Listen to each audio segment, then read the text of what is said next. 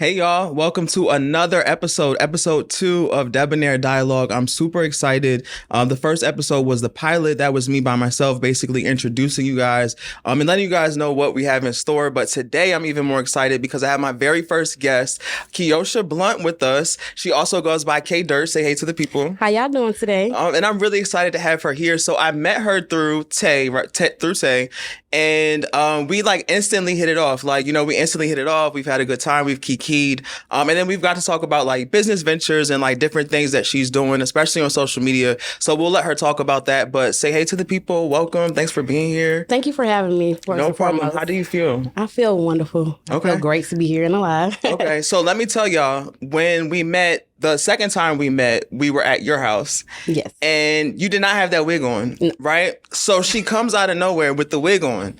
So instantly in my head, I'm like, this bitch is giving Joe Dirt with that wig on. So I'm like, I don't know if she's trying to give Joe Dirt, or is she like, okay, I'm a badass bitch with this mullet. I didn't know which one. And then you explained K Dirt. So explain who is K Dirt? What is that? How'd you come up with it? What can people expect from K Dirt? I definitely want to say it comes from, if you haven't seen Joe Dirt, mostly the movie, someone who's basically, he definitely was in a struggle, but he's hilarious. A lot of people fail to realize that, and nowadays everything's so serious. A laughter is a good thing to have. So when I put this wig on, it don't matter who it is, somebody gonna laugh regardless. Right. And just me, the way that I am, is just gonna be the person. So I just came up with K Dirt. Yes, so I enjoy it. Yeah, I love it. When you guys were coming in, and I was on the phone with production because they were downstairs, and they're like, well, I see somebody with locks and a blonde wig. Does she have a blonde wig on? Yeah. I'm like, that's her. Yes. So I'm glad to have you here. So when you what is your content? If somebody were to go to your page, what can they expect? Some pages it's okay, well, I'm giving your daily meditation. Some days I'm giving something hilarious, just posting from my home, or I'm giving hilarious posting from, different locations. What is your main goal? What is your style that people could expect from you when they follow you? First and foremost, I'm definitely a part of the LGBT group. Definitely. Yes. Okay. I definitely have a variety of things that I take, I want to say, importance in, but also I'm my own entrepreneur.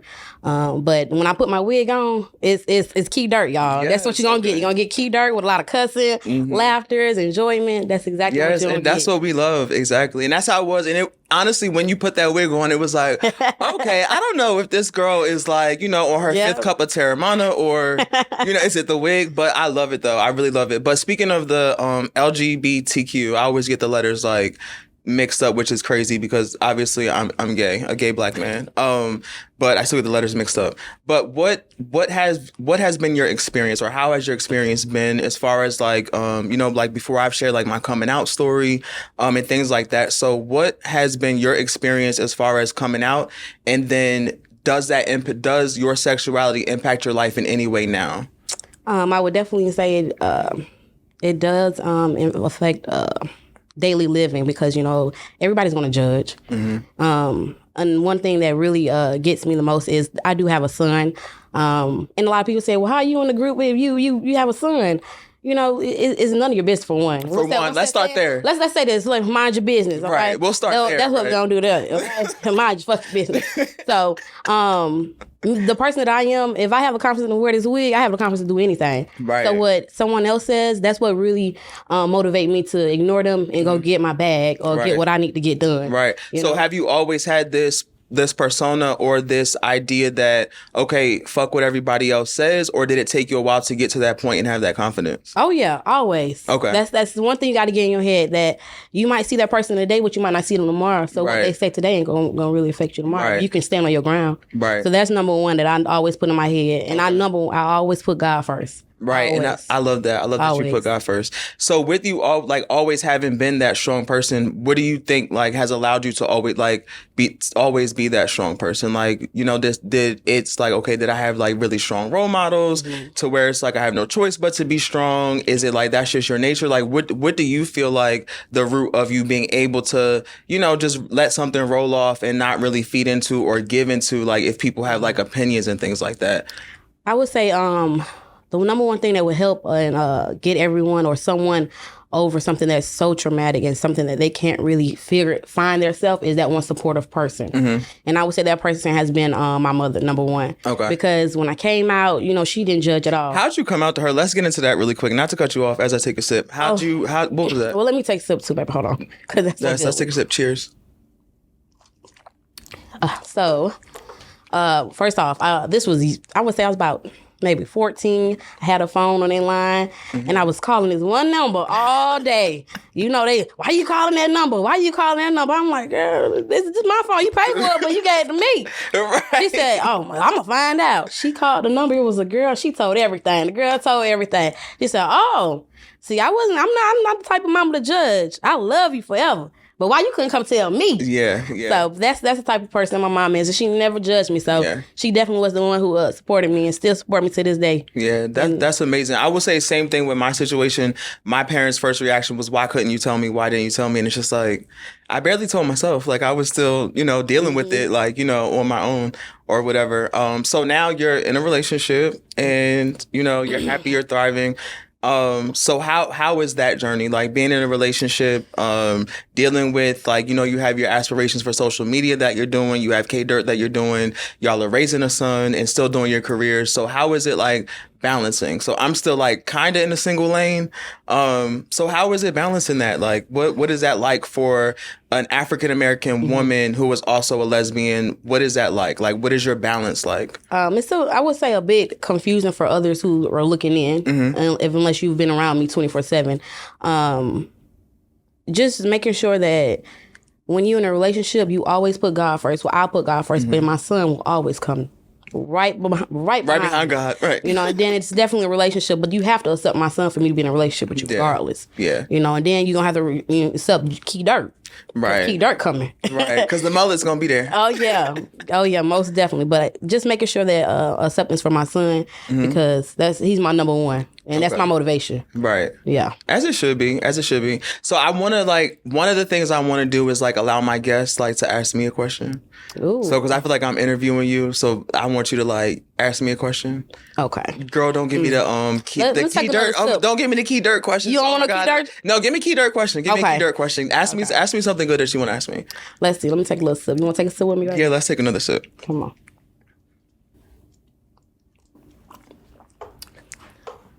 So I would say, let me see what question I have. I was going to say something while you're thinking about your question. You want to go to your question, or can I say what I was going to say? You go ahead and say it. So since you're into comedy and stuff like that, do you know Funny Marco or whatever his name is? Yes. I was getting my haircut and my barber was playing his interview that he did with B. Simone and her friend on his podcast. And I'm like, who is this guy? I'm like, he is so funny. Yes. Like, Marco is, I'm like, who is he? And that's motivation. That's definitely motivation for me. So do you see yourself doing something like that? Yes. You know what? One thing that really delayed me into actually being Key Dirt is work and being a mom. Right. And so when everybody keep telling me, girl, you need to go do something with that wig, be somebody, be funny, because that's just you. This naturally comes off of me. Right. So me adding the wig to it just spice, baby. Exactly. To some gumbo. Yes, adds a little razzle dazzle. Yeah, you know it. So I would just say that's motivation, and definitely Drewski. Shout out to Drewski. Yes, oh my God, funny. Yeah, so Drewski I've known about, but Marco and I'm like, what rock have I been under? Because apparently everybody knows about Marco. Yes, and I hadn't known about him. I would love to. First of all, I would love to be on his show. Yes, I would love to have him on my show. But when you get yours, bitch, you better have me on your show. Oh, you know, okay. And that's why I want a lot of people like for your production when they came downstairs and they were like, hey, I see one person with the blonde. I want them to know that's Key Dirt. Yes, exactly. That's Key Dirt. No, that's Key Dirt. Right, exactly. Yeah, Key Dirt always in the bins. Remember that. Right. Hello? Big Key, not a little. Not the little one, right? Yeah. Exactly. So my youngest sister's name is Lakia, and we call her Kia, but she'll be like Big Key, not the little one. So y'all got that little thing in common. Always. Did you come up with your question yet? I haven't, but you know what? We're gonna let it roll. So let me go ahead and just ask one real quick and fast. I'm gonna just let it come off the top of my head. All right, don't pull it from your wig, girl, because I feel like that's where you pull it in from. So, do you see yourself having kids in the near future? Oh, wow. I didn't know we were going there. Yeah. I do for sure. I want 2 kids. I want a boy and a girl. And I talk about it all the time. Like I've always imagined myself like even like outside of like sexuality wise, I've always imagined myself like married with kids. Yeah. It's just been a goal of mine. Like, have your career, cool. Have your family, have kids. You know, like that's important to me. But you know, with my lifestyle, it's a little bit more different and difficult to just be like, all right, we're planning a family. Like, let's do it. But I definitely see that happening. So when I get married, my husband and I prayerfully will have 2 kids. I want a boy and a girl. Yes. However, I want healthy kids, but no more than 2. Originally, I wanted 4.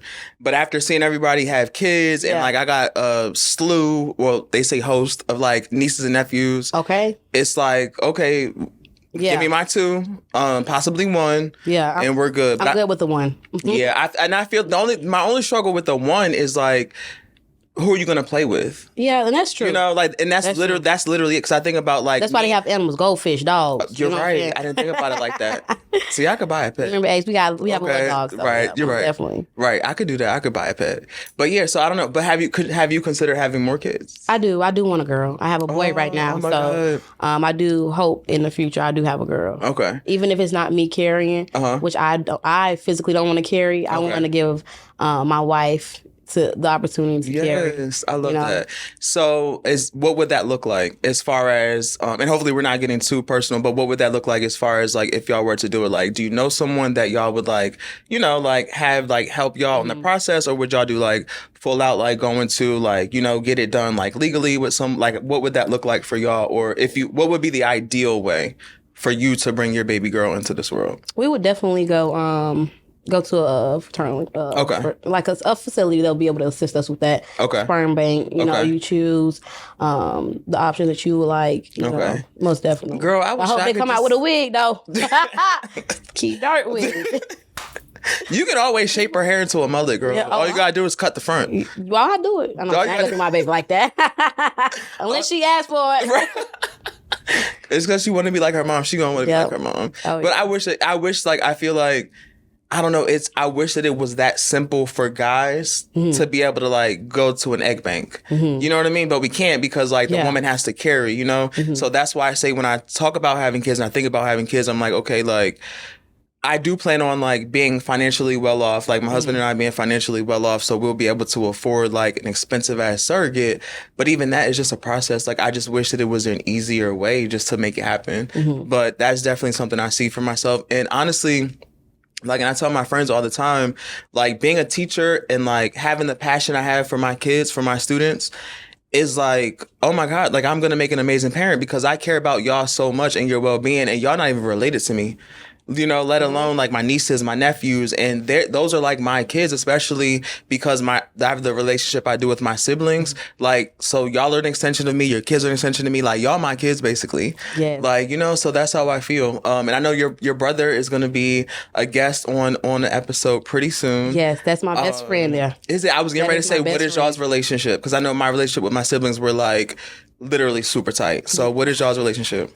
I would say if I could give him a hug right now while he can sit by him, I would. I love that man to death. I love him to death. And he definitely is one of my second motivations. And he also put me in the game of being an entrepreneur myself, as well as having a business for my son, which is Dior_exotic. So that's a dog kennel business. So y'all look into that. Yeah, say that one more time. Look into that. Dior_exotic. Yes. Y'all look into that.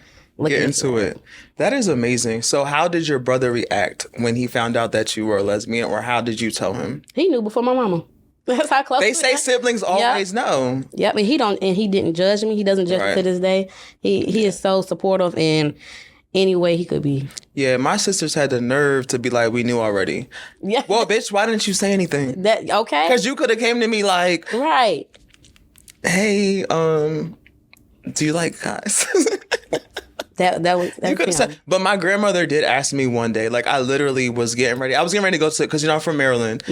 So normally like before I was like out and like, you know, when I was not like dating women and stuff like that, my gay friends were in DC. So I felt like I could go to DC, be gay as I want to for the weekend and come back to Maryland and be as straight as I want to be. So like going to DC, like I would just go, like have a good time, whatever. So before I left the house, I'll never forget my grandmother asked me, like after I got dressed, and I wasn't even dressed like this. Like this is a little feminine to where it's giving a little Prince, it's giving a little, questionable. I was not giving questionable, so I thought. And so I'm getting dressed, I come out the bathroom and she's like, can I ask you a question? So I'm like, yeah. She's like, are you bisexual? I'm like, ew, no. Like, no. Girl, look at me. Look at me, baby. We connect together. Cheers. Oh, my God. All right, so production is saying that we have to wrap up. Even though we could literally sit here all day. Yes. But they're saying we have to wrap up. So I want for you to like just give a message to your followers. So if this were your show and these people are here, the people that are watching are here for you, what would you want to say or what would you want them to know with this being not your first time on social media, but another time on another podcast? What would you want people to get the takeaway from you and from who you are and to be like, stay tuned for what you have to offer? What would you say to them? I definitely would say be you, number one. Don't let anybody stop you from achieving your goals, your dreams. You gotta put this wig on. Come to me, baby. I'll get you a wig. We'll go from there. And follow me, Key Parlay, Dior_exotic.